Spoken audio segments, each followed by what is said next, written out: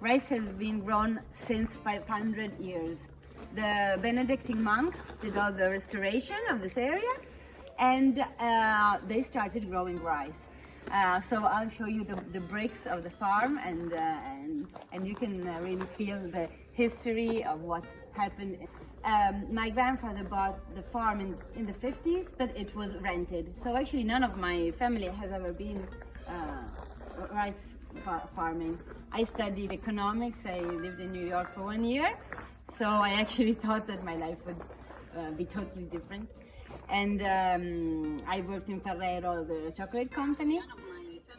And then I actually, my mom was really brilliant, because the farm was rented, but she managed to have the farm back, and so she already loved the place before me actually.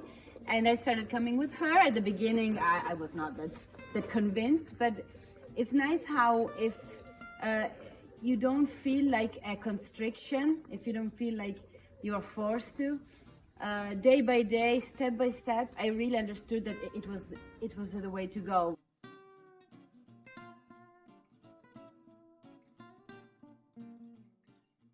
We have an enormous responsibility. We cannot just leave everything to go down. So the respect for history, respect for what came before us. We really wanted to keep everything as it was, with great respect to the history of this place. We decided that we wanted to farm in a more sustainable way. We started planting trees, we started not using glyphosate on the margins, we started growing ancient varieties of rice.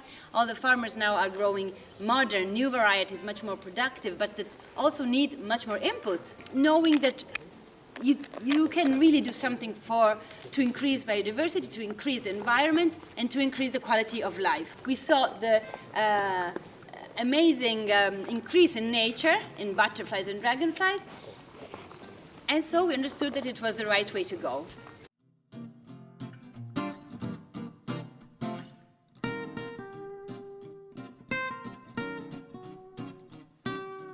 This was implemented in 2019. Imagine that on this land, on this field, rice has been cultivated for over 500 years. From 2019 till now, 3 years, so the grass was really low and you could still see the soil. Now you see here, it seems like it was a nature reserve forever. Imagine that this is the only nature wetlands in all of the rice region. The nesting migratory birds from 2012 till now had a drop by 80-85%. The stilt, the lapwing. Well, this year there was such an increase. They counted in this field here where we kept the water high. They counted 450 individuals of these birds only in this field.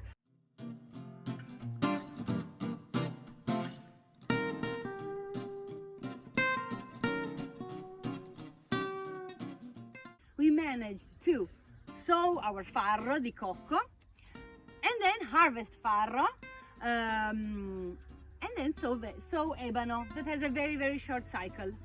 So it allows a rotation that is impossible in the rice field. Everybody sows rice on rice on rice on rice without doing rotation. Farro di cocco is this ancient variety. We chose to sow farro di cocco, Triticum di coccum, that is the ancient farro variety. It produces, of course, much less. The plant is really tall. This year it was taller than I am.